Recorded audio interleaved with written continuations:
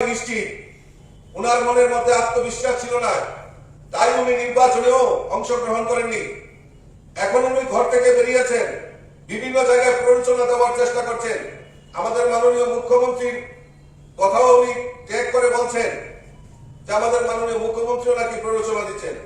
আমি ওনার কাছে প্রশ্ন রাখতে চাই যে বিগত দিনে যেইভাবে আপনি এই রাজ্যের বুকে আপনি প্ররোচনা দিয়ে অশান্তির বাতাবরণ তৈরি করার চেষ্টা করেছেন, এখনো আপনার কাছে অনুরোধ রইল এরকম মিথ্যা প্ররোচনা দিয়ে এই রাজ্যে অশান্তির বাতাবরণ তৈরি করার চেষ্টা করবেন না।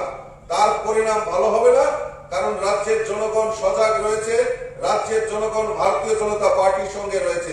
আর এই রাজ্যের মানুষ, এই রাজ্যের আপামর জনসাধারণ কেউ অশান্তির বাতাবরণ হোক সেটা চায় না। কাজেই আমি আপনাদের মাধ্যমে আমার দেবদুর্লভ কার্যকর্তা এবং আপামর জনসাধারণের কাছে বিনম্র চিত্তে আবেদন রাখবো যে এই যে অপপ্রচার, যে এই যে কংগ্রেস এবং কমিউনিস্ট মিলে একটা অপপ্রচার এবং অশান্তির বাতাবরণ তৈরি করার চেষ্টা করছে, তাকে প্রতিহত করার জন্য আপনারা সজাগ দৃষ্টি থাকুন। আর আমরা আপনাদের পেছনে রয়েছি। ভারতীয় জনতা পার্টি সরকার 2023-এ পুনঃপ্রতিষ্ঠা হবে।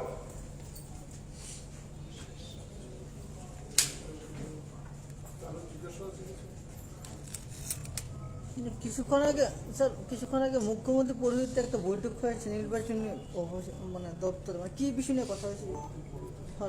সভাপতি ছিল, আপনিও ছিলেন। আমি তো প্রথমেই বলেছি আমাদের কাছে যে অ্যানালাইসিস, আমাদের পুলিং এজেন্ট, আমাদের মন্ডল বুথ কমিটি থেকে আমাদের কাছে যে রিপোর্ট এসছে, আমরা অ্যাবসলিউটলি মেজরিটি নিয়ে ভারতীয় জনতা পার্টির সরকার। Thank you.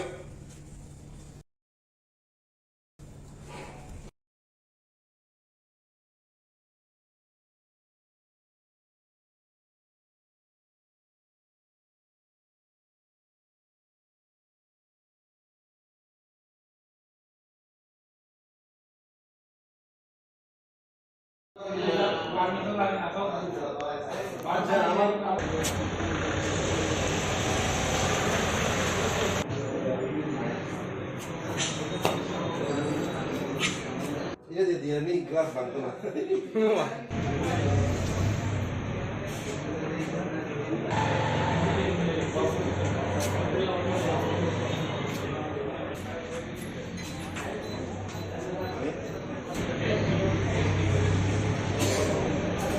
জয়নগর 2 নম্বর ব্রিজের কাছে বিশালগড়ের ত্রিপুরা তথা প্রার্থী মাননীয় শাহ আলম মিয়া, ওনার স্করপিও গাড়ি TR01 AM 0620 পার্ক করে রাখা ছিল। এই গাড়িটার মধ্যে একজন সাজু মিয়া আলিয়াস মঙ্গল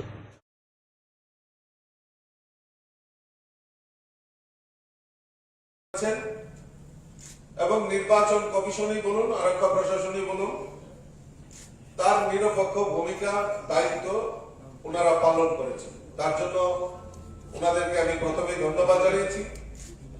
পাশাপাশি সাংবাদিক বন্ধুরাও উক্ত দিনে, নির্বাচনের দিন, মানুষের কাছে সঠিক বার্তা পৌঁছে দেওয়ার জন্য সাংবাদিক বন্ধুরাও অক্লান্ত পরিশ্রম করেছেন। তার জন্য আমি আপনাদেরকেও ধন্যবাদ জানাচ্ছি। কিন্তু অত্যন্ত পরিতাপের বিষয়, এত সুন্দর নির্বাচন সংগঠিত হওয়ার পর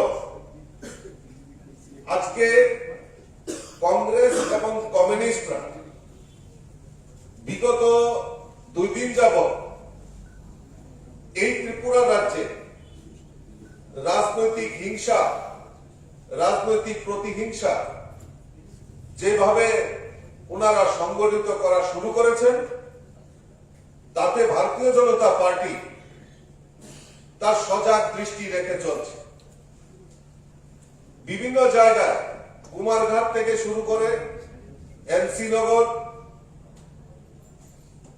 আমাদের কাকরাবন, 6 আগরতলা, খুয়াই, মান্দাই, সিন্না, বিভিন্ন জায়গায় যে প্রতিহিংসা বার্তা ছড়িয়ে দেওয়ার জন্য যে প্রয়াস করছে ভারতীয় জনতা পার্টি তা দৃঢ়তার সঙ্গে মোকাবেলা করার জন্য তৈরি আছে।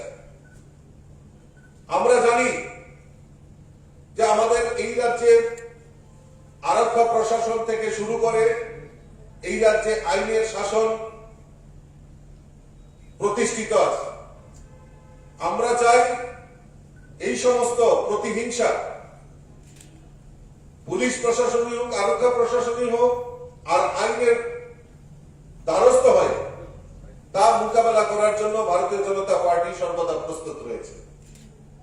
আমরা যদি দেখি এই কমিউনিস্টরা যারা সন্ত্রাস করে 25টা বছর এই রাজ্যের বুকে রাজত্ব করেছে, আর সঙ্গে এখন এই গুন্ডা বাহিনী কংগ্রেস তারা সংযুক্ত হয়েছেন, 25টা বছর এই রাজ্যের বুকে রাজত্ব করেছেন শুধু সন্ত্রাসের উপর হাতিয়ার করে। আমার কাছে কিছু পেপারের কাটিং রয়েছে 93 থেকে শুরু করে 2013-2018 নির্বাচনের আগ পর্যন্ত এই কমিউনিস্টের শাসনে বিভিন্ন জায়গায় কিভাবে বুথ ক্যাপচারিং থেকে শুরু করে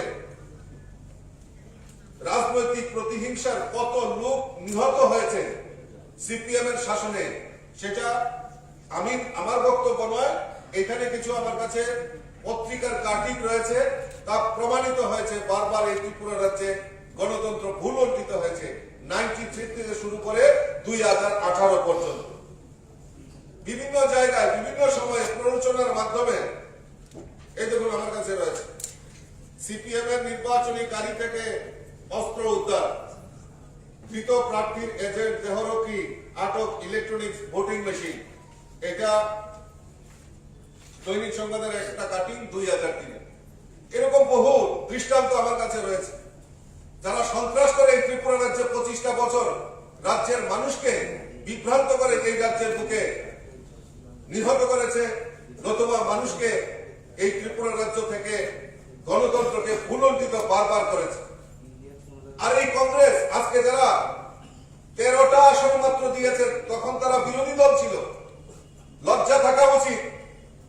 এই 13টি আসন দিয়ে আজকে 7টি আসনের তারা স্বপ্ন দেখছেন, দিবা স্বপ্ন দেখছেন, ক্ষমতায় ফিরে যাচ্ছেন। এই দিবা স্বপ্নই থাকবে।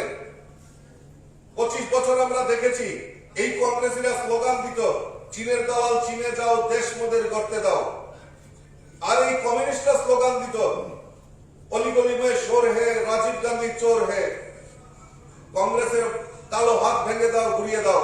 আজকে তারা এই দুই দল এক জায়গায় হয়ে এক সন্ত্রাসী আর এক গুন্ডা বাহিনী এই ত্রিপুরা রাজ্যে ভারতীয় জনতা পার্টি এবং সাধারণ মানুষের মধ্যে একটা রাজনৈতিক প্রতিহিংসা করার চেষ্টা করছে।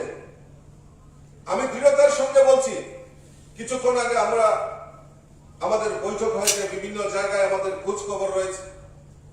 আমি আপনাদের সামনে দৃঢ়তার সঙ্গে এখন বলতে পারি যে ভারতীয় জনতা পার্টি অ্যাবসলিউটলি মেজরিটি নিয়ে 2023-এ ভারতীয় জনতা পার্টি সরকার পুনঃপ্রতিষ্ঠা হবে, এমন কোন শক্তি নেই তা রুখতে পারে। তারা জানে নির্বাচনে ভরাডুবি হবে। এই নির্বাচনের ভরাডুবি কে মাথায় তারা স্বাভাবিকভাবে নিতে পারছে না। আসলে মুদ্রা কথা হচ্ছে খালি আয়া পড়তাছি। এই কংগ্রেসীদের চরিত্র আমরা দেখেছি 25টা বছর।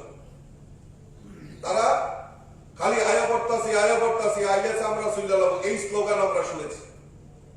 আর কমিউনিস্টরা ওই লেজুর বৃত্তি করে ওই কংগ্রেসীদের, তারাও বলছে না কোন আয়া পড়তাছি। শুধু একটাই, যে কাউন্টিং এজেন্ট পাওয়া যাবে না, কাউন্টিং এজেন্ট খুঁজে পাওয়া যাবে না। তাই খালি আয়া পড়তাছি স্লোগান দিচ্ছে। কারণ আমাদের মধ্যে মনের মধ্যে আত্মবিশ্বাস রয়েছে। আমার দেবদুর্লভ কার্যকর্তারা বিগত 6 মাস ধরে নির্বাচনকে সামনে রেখে অক্লান্ত পরিশ্রম করেছে। আর আমাদের সরকার 2018-তে প্রতিষ্ঠার পর আমাদের সরকার এই রাজ্যের মানুষের জন্য যে কাজ করেছে, আমরা প্রায় 3 লক্ষ গরিব পরিবারের কাছে আমরা প্রধানমন্ত্রী আবাস যোজনার পাকা বাড়ি নির্মাণের ব্যবস্থা ভারতীয় জনতা পার্টি সরকার করেছে। 2000 টাকা করে সামাজিক ভাতা করেছে। সরকারি কর্মচারীদের 20% দিয়ে দিয়েছি, আমাদের যারা কৃষক তাদের কিষাণ সম্মান নিধি দিয়েছি। আমাদের মধ্যে সৎ সাহস রয়েছে, আমরা মানুষের জন্য কাজ করেছি। দেবদুর্লভ কার্যকর্তারা অক্লান্ত পরিশ্রম করেছেন তার নিরিখে দাঁড়িয়ে, এবং মানুষ স্বতঃস্ফূর্ততার সঙ্গে যেভাবে ঘর থেকে বেরিয়ে স্বাধীনভাবে তার গণতান্ত্রিক মত প্রকাশ করেছে, তাতে আমরা আত্মতৃপ্তি এবং আমরা ওভার কনফিডেন্স, আত্মবিশ্বাস রয়েছে যে ভারতীয় জনতা পার্টি সরকার ত্রিপুরার যে পুনঃপ্রতিষ্ঠা হবে। আমি আপনাদের মাধ্যমে আমার দেবদুর্লভ কার্যকর্তাদের কাছে আবেদন রাখব যে আপনারা এই প্ররোচনা আপনারা ফাঁদে পা দেবেন না। প্ররোচনা করার চেষ্টা করছে বিভিন্ন জায়গায়, কারণ কমিউনিস্ট এবং কংগ্রেস বিগত দিনে তাদের যে ইতিহাসের ট্র্যাক রেকর্ড রয়েছে তাতে দেখা গেছে এই সন্ত্রাস আর গুন্ডামি করে ত্রিপুরা রাজ্যের মানুষকে কতদিন বোকা বানিয়েছে। এখন আমার কার্যকর্তাদের কাছে অনুরোধ থাকবে, সেই মিথ্যা প্ররোচনায় আপনারা ফাঁদে পা দেবেন না। আর আমরাও সজাগ দৃষ্টি রাখছি, প্ররোচনা করে আমার কার্যকর্তা, আমার এই রাজ্যের জনগণের মধ্যে যদি অশান্তির বাতাবরণ তৈরি করা হয়, তাহলে ভারতীয় জনতা পার্টিও তৈরি আছে। আইনের শাসন এই ত্রিপুরা রাজ্যে রয়েছে, তার ব্যবস্থা গ্রহণের জন্য আমরা আইনের দ্বারস্থ হব।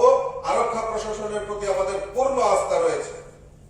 আমরা অতদিন দেখেছি রাজ্যের প্রাক্তন মুখ্যমন্ত্রী উনি এবার নির্বাচনে প্রতিদ্বন্দ্বিতা করেননি, কারণ উনি জানেন উনার যে পরাজয় নিশ্চিত। উনার মনের মধ্যে আত্মবিশ্বাস ছিল না, তাই উনি নির্বাচনেও অংশগ্রহণ করেননি। এখন উনি ঘর থেকে বেরিয়েছেন, বিভিন্ন জায়গায় প্ররোচনা দেওয়ার চেষ্টা করছেন। আমাদের মাননীয় মুখ্যমন্ত্রীর কথাও উনি ট্যাগ করে বলছেন যে আমাদের মাননীয় মুখ্যমন্ত্রীও নাকি প্ররোচনা দিচ্ছেন।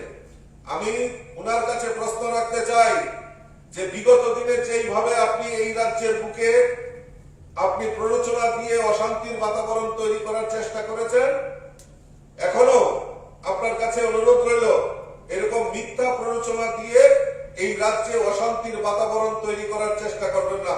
তার পরিণাম ভালো হবে না, কারণ রাজ্যের জনগণ সজাগ রয়েছে, রাজ্যের জনগণ ভারতীয় জনতা পার্টির সঙ্গে রয়েছে। আর এই রাজ্যের মানুষ, এই রাজ্যের আপামর জনসাধারণ কেউ অশান্তির বাতাবরণ হোক সেটা চায় না। কাজেই আমি আপনাদের মাধ্যমে আমার দেবদুর্লভ কার্যকর্তা এবং আপামর জনসাধারণের কাছে বিনম্র চিত্তে আবেদন রাখবো যে এই যে অপপ্রচার, যে এই যে কংগ্রেস এবং কমিউনিস্ট মিলে একটা অপপ্রচার এবং অশান্তির বাতাবরণ তৈরি করার চেষ্টা করছে, তাকে প্রতিহত করার জন্য আপনারা সজাগ দৃষ্টি থাকুন। আর আমরা আপনাদের পেছনে রয়েছি। ভারতীয় জনতা পার্টি সরকার 2023-এ পুনঃপ্রতিষ্ঠা হবে।